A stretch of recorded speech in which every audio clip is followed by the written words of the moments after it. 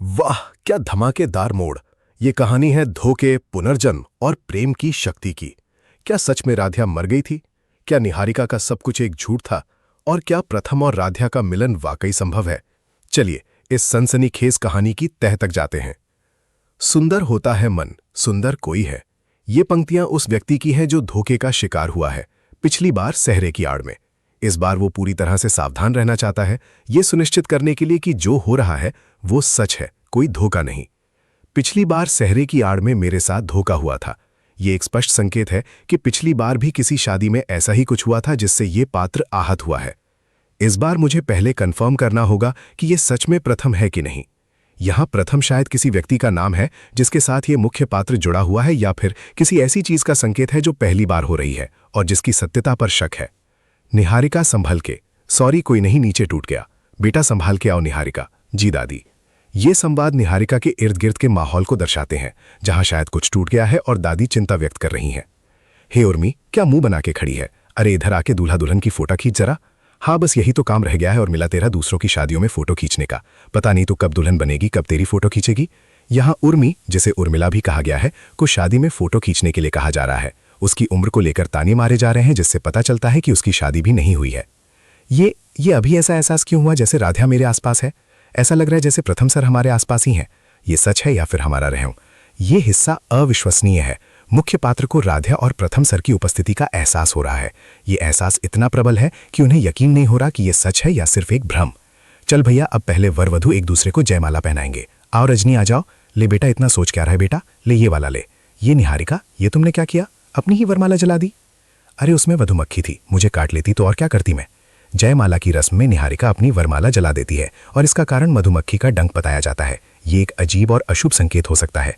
पंडित जी, आप सीधे शादी शुरू कीजिए, स्थान ग्रहण कीजिए। मंगलम भगवान विष्णु। शादी की रस्में शुरू हो जाती हैं, मंत्रोच्चार सुनाई देता है।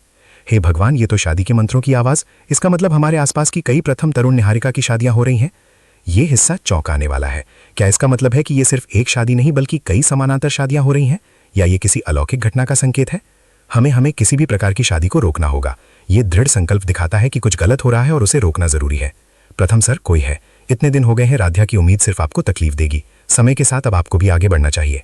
यह संवाद बताता है कि राध्या का इंतजार प्रथम सर को बहुत दुख दे रहा है और उन्हें आगे बढ़ना चाहिए। एक मुसीबत से निकल के तुमने कहा अपने आप को दूसरी मुसीबत में फंसा लिया। अब हम क्या करें, कैसे निकलेंगे? ये खंभा तो हिल भी नहीं रहा है। यहाँ एक खंभे की बात हो रही है जो हिल नहीं रहा, और ये एक समस्या का प्रतीक बन रहा है। फिर हीरों के लिए गठबंधन कीजिए। हाँ उर्मी, आ गठबंधन कर। वैसे भी यह हक लड़के की बुआ या बहन का ही होता है। यहाँ मेरे गठबंधन होने की उम्र निकलती जा रही है। पता नहीं ये प्रथम का गठबंधन में कितनी बार करूं। शेरों के लिए खड़े हो जाइए। मांझी, देखा आपने कैसे निहारिका झटके से खड़ी हो गई? मुझे इसे मां बनने का कोई एहसास ही नहीं है। रजनी, अरे अब निहारिका तुम्हारी बहू बनने वाली है। यहाँ फिर से निहारिका की मां बनने की क्षमता पर सवाल उठाया जा रहा है और उसे रजनी की बहू कहा जा रहा है। पंडित जी ने खड़े होने को कहा है। मंगलम भगवान विष्णु। रस्मों का जारी रहना। हे भगवान, अब तो फिर भी शुरू हो गया और हर कोशिश की बात हम यहाँ से बाहर नहीं निकल पा रहे। हम हार गए। तुम? आपने सोचा था, लेकिन बिहारी का सजा के सामने लाकर आपको बिहार कैसे बचाई? ये पंक्तियां निराशा और हार का एहसास कराती हैं। उन्हें लगता है कि वे फंस गए हैं और सब कुछ खत्म हो गया है। मेरा मार्ग है भगवान विष्णु, मंगलम मंगलमय। हे भोलेनाथ, हमें हमारी चिंता नहीं है। ये प्रार्थना और ईश्वर से मदद की गुहार है। तुम्हें बस दुख इस बात का है कि प्रथम सन एक ऐसे इंसान के साथ जीवन भर के रिश्ते में बनने जा रहे हैं जो सिर्फ उन्हें नहीं बल्कि आगे चल के पूरे परिवार को दुख पहुंचाएगा। ये निहारिका के बारे में एक गंभीर आरोप है कि वो प्रथम को और पूरे परिवार को दुख देगी, उन्हें तकलीफ देगा। भोलेनाथ, हमारी मदद कीजिए शादी रोकने में। हमें आपकी जरूरत है भोलेनाथ। ओम नमः शिवाय। शादी रोकने के लिए भोलेनाथ से मदद मांगी जा रही है। ये हम कहाँ हैं? हम सच में भगवान के द्वार पर आ गए। शिव ही शक्ति है और शक्ति ही शिव है। नमः शिवाय। हर इंसान के भीतर दोनों है। नमः शिवाय। शक्ति ही प्रकृति है और प्रकृति ही नारी शक्ति है। ये हिस्सा अलौकिक या आध्यात्मिक लगता है, जहां उन्हें लगता है कि वे भगवान के करीब आ गए हैं।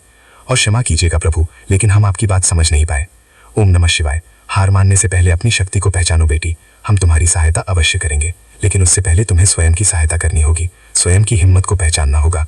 प्रेम की शक्ति के समक्ष ईश्वर के चमत्कार का भी कोई मोल नहीं है। यदि तुम्हें अपने पति से निस्वार्थ प्रेम है तो अपने प्रेम की शक्ति को पहचानो और हार मानने से पहले एक अंतिम प्रयास करो। एक अंतिम प्रयास। हम इसे हार नहीं मानेंगे। अपने पति को बचाने के लिए एक आखिरी बार प्रयास जरूर करेंगे। हर हर महादेव। ये सबसे महत्वपूर्ण हिस्सा है। यहाँ उन्हें अपनी शक्ति पहचानने, हिम्मत दिखाने और प्रेम की शक्ति का उपयोग करने को कहा जा रहा है। ये संकेत देता है कि राध्या या जो भी मुख्य पात्र है को खुद ही अपने पति को बचाने के लिए लड़ना होगा। त्र्यंबकम यजामहे सुगंधम नामा। अरे भूकंप, आप लोग देख क्या रहे हो? भागो, शादी तो वहां पे भी हो जाएगी। भाग क्यों रही? अब कोई भूख नहीं आया है, सिर्फ ये पिलर हिल रहा है और कोई चीज नहीं हिल रही। अब आप रुकिए प्लीज, लगता है डेकोरेटर्स जो है ठीक से काम नहीं करके गए। पूरा पूरा खंबा हिल रहा है।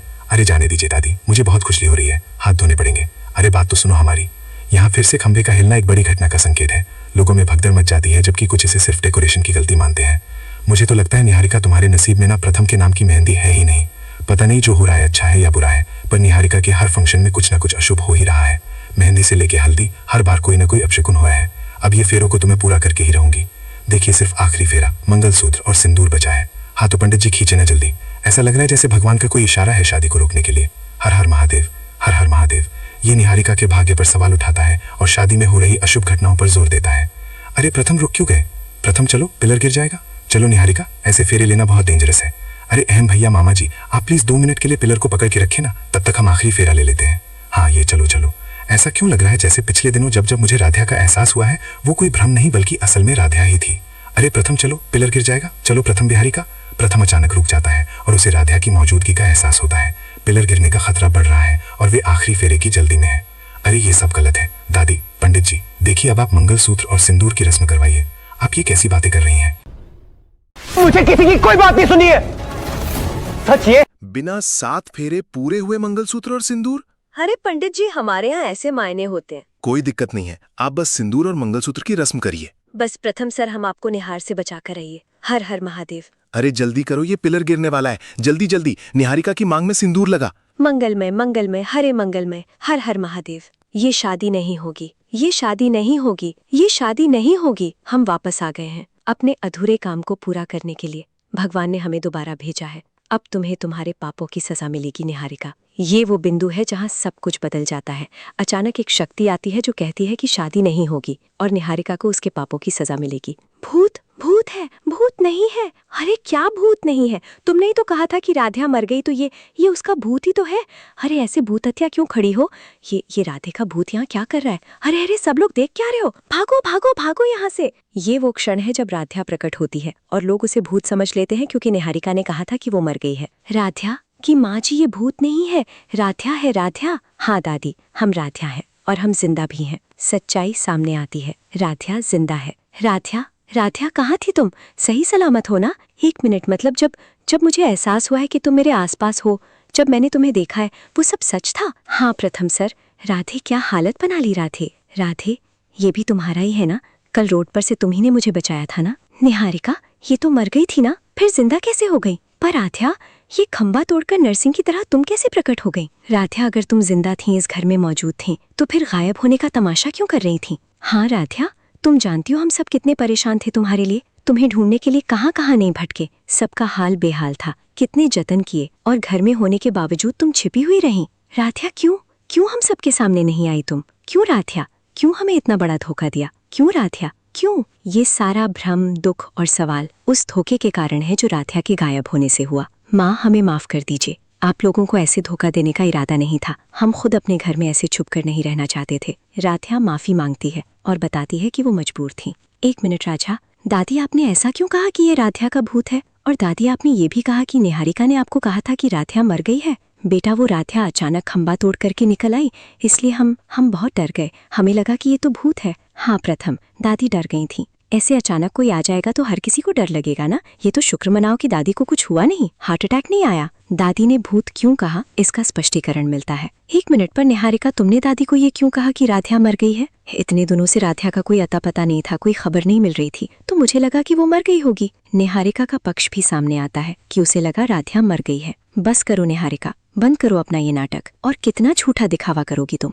मुझे किसी की कोई बात नहीं सुननी है। सच ये है कि आप दोनों ने मिलकर राधा को मारने की कोशिश की है। सिर्फ राधा को ही नहीं, हमें भी। प्रथम का गुस्सा फूट पड़ता है और वो निहारिका और राधा दोनों पर मिलकर उसे मारने की कोशिश करने का आरोप लगाता है। मन अति सुंदर, शाम 7:30 बजे, तंग टीवी पर। ये एक प्रोमो का अंत है जो आगे की कहानी के लिए उत्सुकता बढ़ाता है। विश्लेषण और भविष्यवाणियां। ये कहानी किसी साधारण शादी की नहीं बल्कि एक जटिल जाल की ओर इशारा करती है। ऐसा लगता है कि राधा को किसी ने जान से मारने की कोशिश की थी या उसे फंसाया गया था। निहारिका का व्यवहार संदिग्ध है। क्या वो वाकई भोली थी या उसने राधा को धोखा दिया? खंभे का हिलना और राधा का नरसिंह अवतार में प्रकट होना किसी दैवी हस्तक्षेप या अलौकिक घटना का संकेत है। भविष्यवाणियां। निहारिका का सच सामने आएगा और उसके धोखे का पर्दाफाश होगा। प्रथम और राध्या का पुनर्मिलन होगा, लेकिन उनके रिश्ते में अतीत के दर्द और धोखे की छाया रह सकती है। कहानी में और भी कई रहस्य खुलेंगे, जैसे कि राध्या को फंसाने के पीछे कौन था और उसका मकसद क्या था। ये संभव है कि राध्या को बचाने के लिए किसी शक्ति ने मदद की हो, जो अलौकिक या आध्यात्मिक हो सकती है।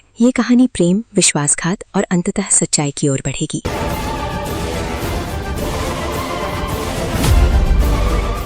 अति सुंदर शाम 7:30